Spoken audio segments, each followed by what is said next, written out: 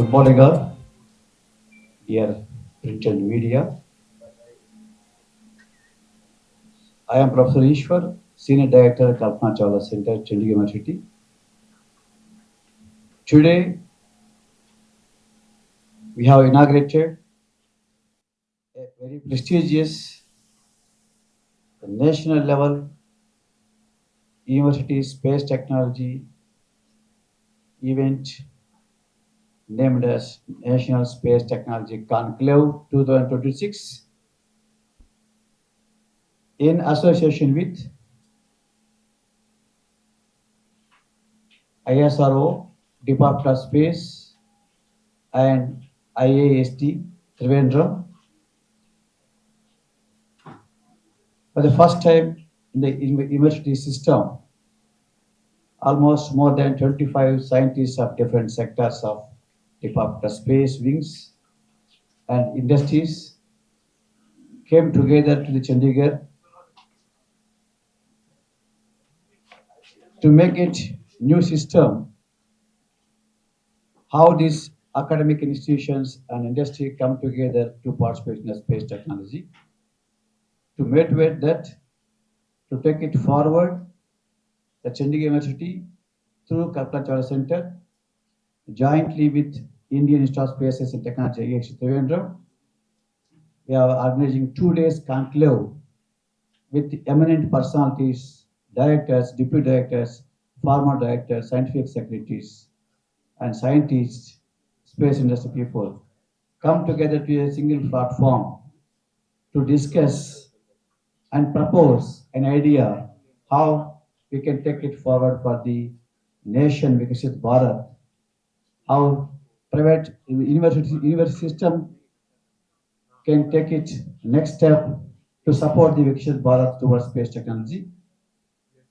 And the first day, the whole discussions is going on how the system can work for nation.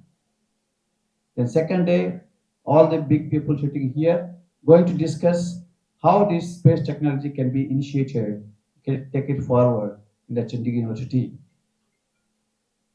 There are many young students came forward to work in the space industry. The future is space, and for that, the whole support is going to be given to this university by this team came from Department of Space, Government of India, and other agencies.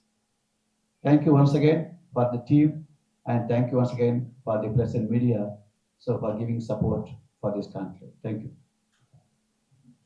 Please, the questions, the media has opened it is for the questions to answer. Okay, Dr. Kumar, I have a question with you. Yeah, hi. Sahil है from Prime Asia. Dr. Kumar, I hope you are comfortable in Hindi में sir. बहुत बढ़िया. So, Dr. Kumar, अभी यहाँ पे speech सुन रहे थे, इसरो के बारे में स्पीच सुन रहे थे.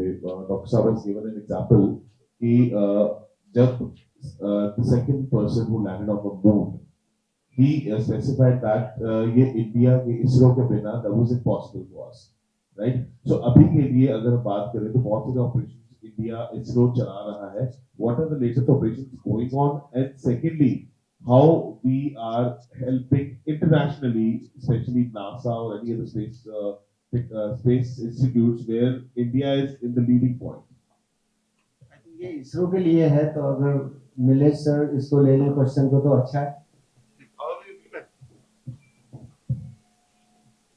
जैसा कि आपने पूछा कि नासा या अन्य स्पेस संस्थाओं के साथ क्या चल रहा है, तो उसमें एक मैं बताना चाहूँगा कि हाल ही में 30 जुलाई को हमने 1 साल पूरा किया जो NASA ISRO synthetic aperture radar project था, NISR, जो बहुत ही बड़ा प्रोजेक्ट माना जाता है दुनिया के इतिहास में, क्योंकि अब तक का सबसे महंगा जो सैटेलाइट है, उपग्रह है, वो छोड़ा था भारत और अमेरिका ने मिलके, इसरो और नासा ने मिलके.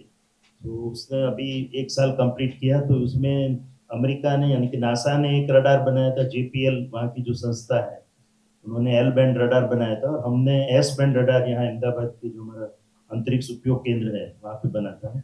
और दो मिलके 2 रडार एक साथ काम कर रहे हैं स्पेस से. और अभी तक का सबसे महंगा मिशन 13,000 करोड़ को उस पर लागत आई है. उसमें अमेरिका का पोर्शन तो लगभग 11,500 करोड़ है, हमारा केवल 1,500 करोड़ है.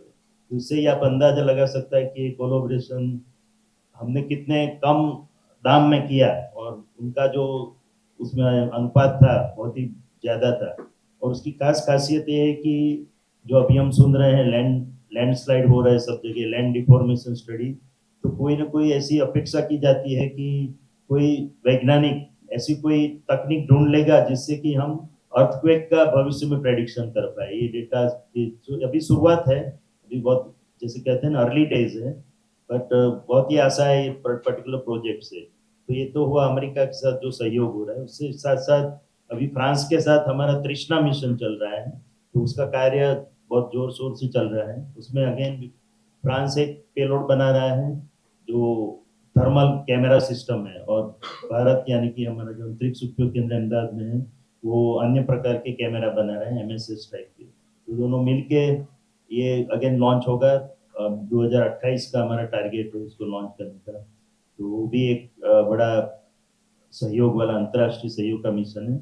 और हाल ही में इंडो यूएस मीटिंग हुई थी पिछले महीने पे, तो दोनों का किस तरह से आगे सहयोग को बढ़ाए। जो कृष्णमूर्ति साहब ने बात की, बस एडलिन ने बोला था कि इंडिया के बगैर चांद पे या मार्स पे जाना मुश्किल हो जाएगा भविष्य में, तो उसमें आर्टेमिस प्रोग्राम में भाग लेने के लिए भारत को आमंत्रण दिया है। और जहाँ पे जो स्पेस हैबिटेट बनाने हैं चंद्र पे या भविष्य में मार्स पे, तो उसके लिए भारत उसमें सहयोग करे, उसकी प्रस्तावना अमेरिका की ओर से आई है। तो ये बहुत ही अच्छा डेवलपमेंट है। और आर्टेमिस मिशन जो अमेरिका का बहुत बड़ा प्रोग्राम है, और लगभग आई थिंक 60 सालों के बाद फिर से आदमी को चंद्र पे पहुंचने की अभी फिर से शुरुआत की है अमेरिका ने। 2028 तक वो मिशन लॉन्च होगा। तो ये मिशन में आगे बहुत ही बड़े कार्य होने वाले हैं, तो उसमें भी भारत और अमेरिका सहयोग करेंगे। अन्य कई लोगों को भी आमंत्रित किया है, बट इस तरह से कई अंतर्राष्ट्रीय इस प्रकार के प्रोजेक्ट हर एक स्पेस संस्था के साथ चले। जापान के साथ JAXA के साथ हमारा जो चंद्रयान 5 ल्यूपेक्स मिशन है, उसमें उनके रॉकेट में हम हमारा लैंडर लॉन्च करेंगे।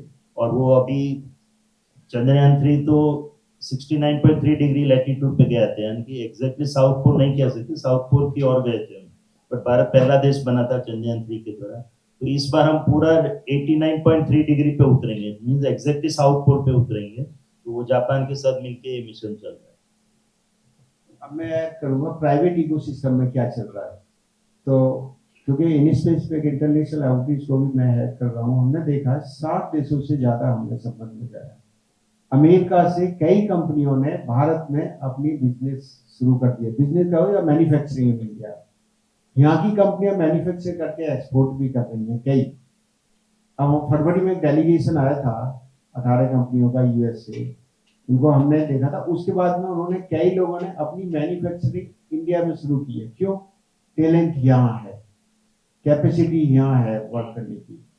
कई कंपनियों ने अपना ऑफिस फॉरेन में खोला है, तो ऐसा है। और यहाँ पे make in India for world भी शुरू हो गया है।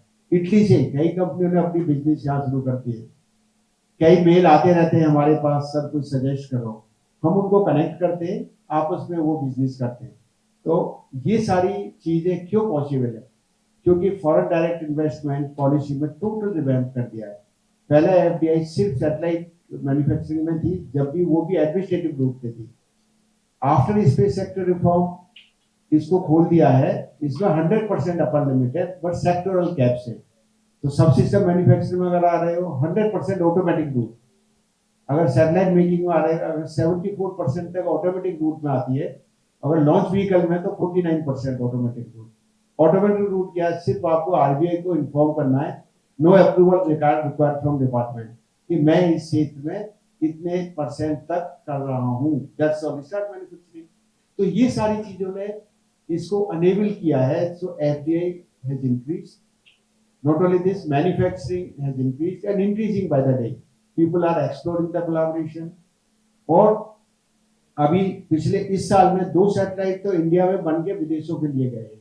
तो काफी कुछ चल रहा है इंटरनेशनली। नॉट ओनली दिस, हमारी छोटी स्टार्टअप्स को विदेश में रजिस्टर कर रहे हैं कि हमारी एप्लीकेशन के लिए आप रजिस्टर हो जाओ। तो काफी अलग तरह का सिस्टम है जो ग्रो कर रहा है देश में। Thank you. सर, इसरो के लिए क्वेश्चन है। IBM. कृष्णमूर्ति सर, अभी हमारे दो बड़े टारगेट्स हैं।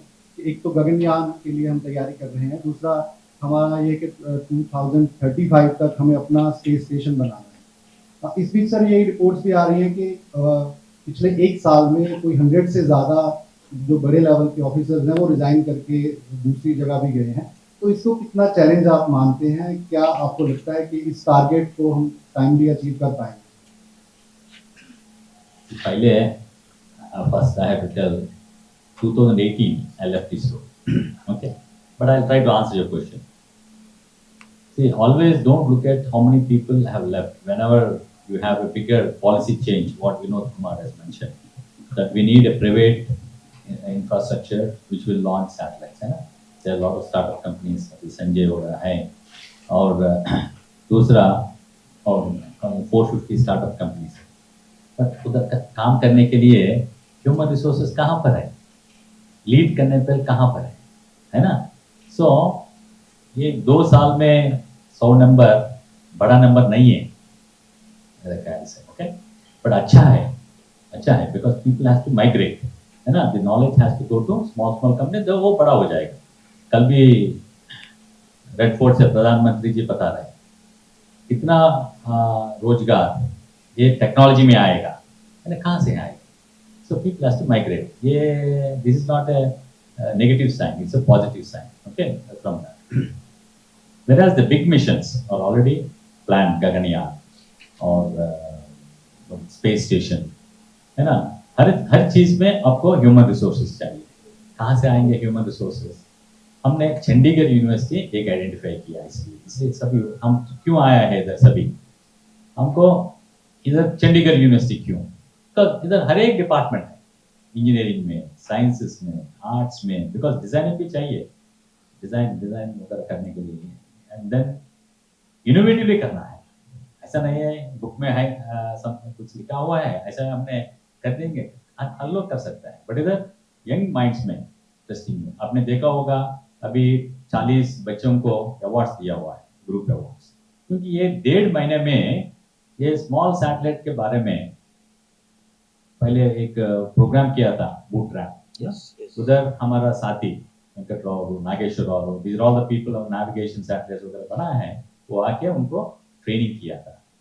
अभी 1.5 महीने में वो लोग साइंटिस्ट जैसे बात कर रहे हैं, है ना? कि स्ट्रक्चर क्या है, थर्मल बैलेंस क्या है ना? ये सब कुछ हमको बहुत खुशी हुआ. सो अभी क्या है, पहले उनको प्रेरणा देना है, उसके बाद उनको बैकअप करना है टेक्निकल नॉलेज, और हाथ से कैसा बनाने के लिए लैब्स वगैरह बनाने के लिए. इसलिए हमारा सुबह भी हम बाबा साहब से, और पिछली बार मैंने ऑनरेबल चांसलर साहब से भी बात किया, अच्छे से लैब्स बनने के लिए, then we will get anything. So Kalpana Chawla centre already है इधर एस्टैब्लिश, सो फलक्रम बन जाता है सब डिपार्टमेंट्स को लेके ये काम करवाने के लिए और कैपेसिटी बिल्ड करने के लिए. सो कितना भी हो वो कमी होगा, है ना? So we had to keep on developing. So don't worry about 2 things. What is happening? There's a clear-cut mandates are there. Everyone was working towards the same cause.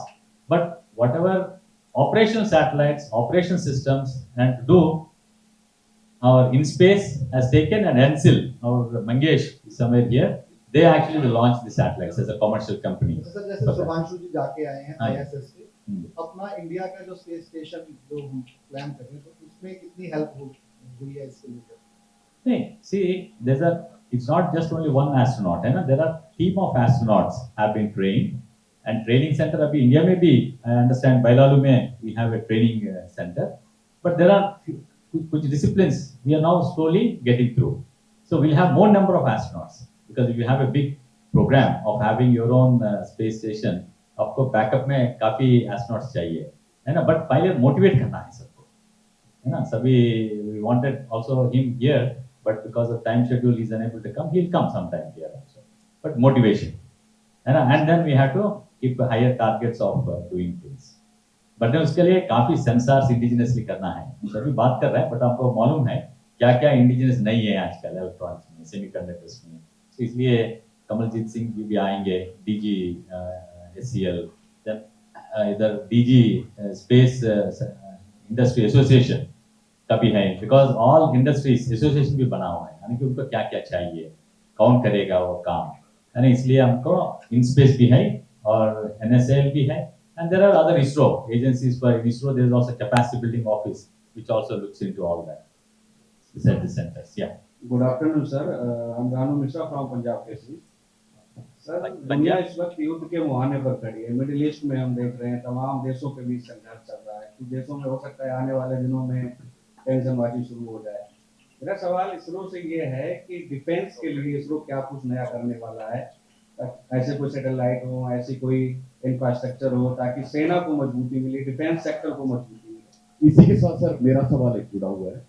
पिछले लंबे समय से जो सैटेलाइट हैं ये एक निगरान की भूमिका अदा कर रही है। हमारे जो पड़ोसी देश हैं सैटेलाइट्स का इस्तेमाल कर रहे हैं निगरान के तौर पे, गुप्तचर के तौर पे, जो लोकेशन आइडेंटिफाई करते हैं। ऑपरेशन सिंदूर के टाइम पे हमने देखा था चाइना की तरफ से हमारी कई मूवमेंट्स जो है उसको कैप्चर करके पाकिस्तान को भेजा गया था। इस तरह की कई इनपुट्स आई थी। तो ऐसे में इसरो की क्या भूमिका रहेगी इस निगरानी को रोकने के लिए? Actually, ISRO is a civilian body. हमने सिविलियन सैटेलाइट्स बनाता है ना, there's a clear policy guidelines है। ठीक है, डिफेंस सैटेलाइट, बट कोई भी आके हमको सैटेलाइट बनाओ, हम बनाएंगे। किसी को सैटेलाइट लॉन्च करना है हम लॉन्च करेंगे, है ना। ISRO, because I am not ISRO right now, okay, I am out of ISRO, an academic institution. Nilesh can correct me subsequently. No, I'll just come to, because he is also just retired, so I'll just tell you the overall framework. He will add. So whenever there's a satellite missions, or there's a war, there are different type of satellites will come, spy satellites actually. But we didn't leave like that. We have a dialogue with the defense groups, and they want some specific satellites. Their satellites has been made and launched. That's where Operation Sindoor में हमारा पास Cartosat series of satellites है, और उसमें EVM करके additional payload भी हमने रखा था, यानी कि सैटेलाइट मूव होगा, earth is moving, and we can exactly pinpoint each of the locations. That's where we had an upper hand. When you have an intelligence, then you have the other systems which will do all sorts of things. So one is, but we have a clear distinction. I think the distinction still is there, Nilesh, on that. So we need to have a distinction between the space, and today we have a defense space agency also is there. You know, so that is maybe I'll ask Nilesh to do. तो जैसा कि कृष्णमूर्ति साहब ने बताया कि पहले clear distinction होता था कि स्पेस एक हैंडल करेंगे सिविलियन स्पेस, और डिफेंस का काम अलग तरीके से। बट आजकल दुनिया में आपने देखा है कि ये जो लकीर थी वो मिट रही है। दोनों कई स्पेस एजेंसी अन्य कार्य भी करती हैं। तो इसी दिशा में उन्होंने बताया जिस तरह की डिफेंस स्पेस एजेंसी भारत में ऑलरेडी स्थापित हुई है, तो अभी उनका काम रहेगा भविष्य में। बट अभी शुरुआत के दिन है, तो अभी इसरो कुछ कार्य कर रहा है। न्यूज़पेपर में भी आया था पहले भी कि हमारा स्पेस बेस्ड सर्विलेंस प्रोग्राम है SBS।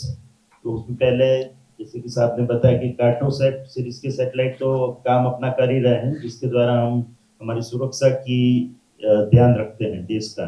बट अभी स्पेसिफिक रूप से SBS प्रोग्राम में 52 सैटेलाइट लॉन्च करने हैं, और उसके लिए लगभग 25,000 करोड़ का बजट सरकार ने दिया है डिफेंस की ओर से। तो उसमें से 31 जो सैटेलाइट है वो प्राइवेट इंडस्ट्री करेगी, और INSPACe और उनके सहयोग से ये सब हो रहा है। तो 3 प्राइवेट कंपनियों को, एंटेरिस, ध्रुवा स्पेस जो यहाँ बैठे थे साहब, और पिक्सल, वो 3 मिलके 8 और 16, 8 और 15, तो 31 सैटेलाइट वो लोग बनाएंगे। 21 सैटेलाइट इसरो बनाएगा, इसमें से एक अभी लॉन्च होने जा रहा है सितंबर में। तो वो आप देखेंगे, काफी चर्चा होगी। और उसके बाद 20 और सैटेलाइट बन रहे हैं, जिसमें रडार सैटेलाइट है और कार्टोसैट टाइप के अन्य ऑप्टिकल सेंसर्स भी हैं। तो कुल मिला के दोनों ओर से प्राइवेट में भी अभी कार्य हो रहा है और इसरो में भी हो रहा है, और भविष्य में पूरा डिफेंस स्पेस एजेंसी के द्वारा आगे ये कार्य होता रहेगा।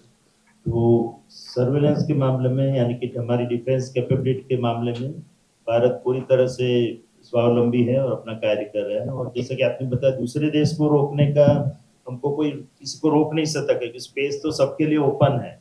तो कोई भी दूसरे राष्ट्र पे निगरानी रखता ही है, तो उनको उसको रखने दो, हम अपनी ओर से अपना कार्य करेंगे कि उनको काउंटर करने।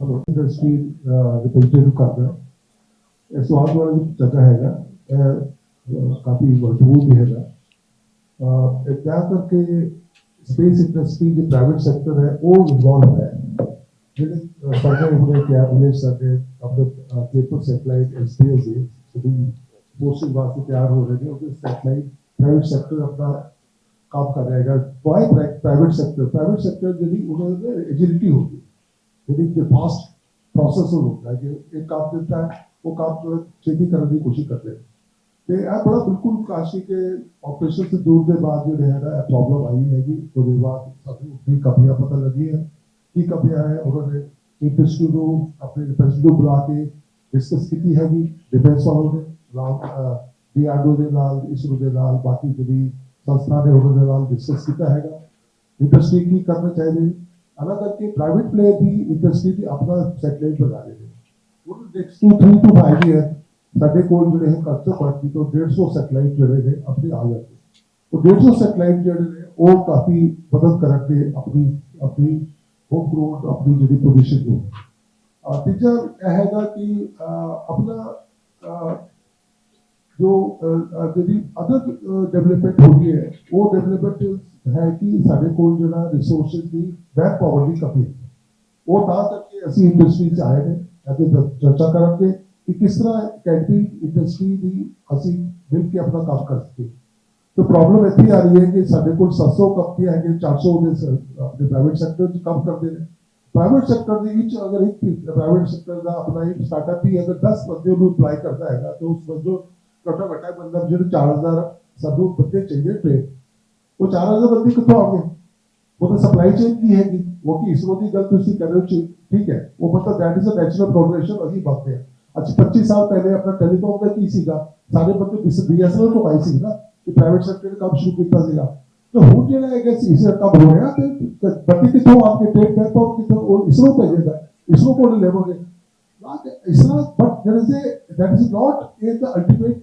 solution यह होगा कि अनु असी we have to build the talent और talent build करने वास्ते सारी एजेंसियां इकट्ठी हुई है चंडीगढ़ यूनिवर्सिटी अपना एक वहां कितना आएगा अपने डेवलपमेंट करेगी आने वाले 3-4-5 साल बाद असी ट्रेन पे पावर मिलने लगेगी बट प्रॉब्लम यह हो रही है कि उन्हें अगर सानू चेंज प्लेटफॉर्म कितों आएगी वो बुढ़ा करिए ट्रेनिंग प्रोग्राम होते short term training training programme होते उस करके असू इंटरनेशनल कोलैबोरेशन असू अकेडमिक इंस्टीट्यूशन बाहर है जो काम कर रही है ना उन्होंने असू कोलैबोरेशन करा के काम कर सकते हैं तो ता करके अपना जो है मतलब स्पेस सेक्टर जेड़ा है जिस तेजी तो बढ़ी है आज 3 साल पहले कौन जाता सीगा इस स्पेस कुछ बच्चा जाता है तो स्पेस सेक्टर जो पिछले एफएसएल जिस तरह की अपने स्पेस से दस आएगा वो मतलब है कि 5 साल में एडी तरक्की की है लास्ट 3 इयर्स से अनप्रेसिडेंटेड डेवलपमेंट हुई तो ये रिसर्च सेक्टर है इसको टाइम लगेगा मतलब